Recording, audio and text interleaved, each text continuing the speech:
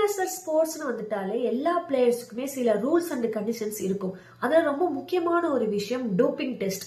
எந்த கேம்ஸ் ஆனாலும் எல்லா பிளேயர்ஸ்க்குமே இந்த டோப்பிங் டெஸ்ட் எடுக்கப்படும். இந்த டோப்பிங் டெஸ்ட்ல பாசிட்டிவ்னு வந்துச்சுன்னா அந்த பிளேயர் அந்த ஸ்போர்ட்ஸ சில வருடங்களுக்கு விளையாட முடியாது, பேன் பண்ணப்படுவாங்க. இந்த டெஸ்ட்டை யார் எடுப்பாங்கன்னா நேஷனல் ஆன்டி டோப்பிங் ஏஜென்சி தான் எடுப்பாங்க.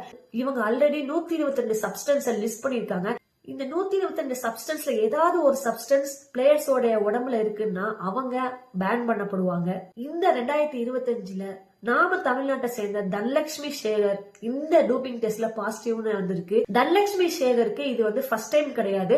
ஆல்ரெடி 3 வருஷத்துக்கு முன்னாடி 2022ல இதே மாதிரி டோப்பிங் டெஸ்ட்ல பாசிட்டிவ்னு வந்து 3 வருஷம் பேன் பண்ணப்பட்டாங்க. ஆகஸ்ட் மாசம் தான் கம்பேக் கொடுத்திருந்தாங்க. வரும்போதே பயங்கரமான ஒரு கம்பேக்கா இருந்தது. அவங்களுடைய ரெக்கார்டே அவங்க பீட் பண்ணிட்டாங்க. பட் அதுக்கப்புறம் எடுத்த டோப்பிங் டெஸ்ட்ல திரும்பியும் இவங்களுக்கு பாசிட்டிவ்னு வந்திருக்கு. இது 2வது டைம் டோப்பிங் டெஸ்ட் பாசிட்டிவ்னு வந்தனால இவங்களை 8 வருஷம் பேன் பண்றாங்க. இப்ப இவங்களுக்கு வயசு 27. சோ 8 வருஷம் அப்படிங்கும்போது 35 வயசு ஆயிரும்.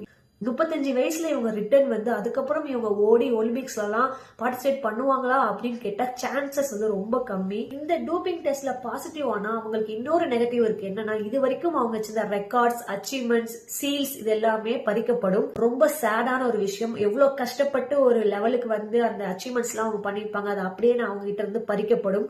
இந்த சப்ஸ்டன்ஸை இன்டேக் பண்றது யாருடைய தப்பு? பிளேயர்ஸ் உடைய தப்பா இல்ல கோச்சஸ் உடைய தப்பா? இதுல நிறைய பேர் பாலிடிக்ஸ் இன்வால்வ் ஆயிருக்கு அப்படின்ற மாதிரி நிறைய கருத்துக்கள் சொல்றாங்க. உங்களுக்கு டோப்பிங் டெஸ்ட்னா என்ன, அதுல பாலிடிக்ஸ் இன்வால்வ் ஆக முடியுமா முடியாதா அப்படிங்கறது தெரிஞ்சா கமெண்ட் செக்ஷன்ல போடுங்க.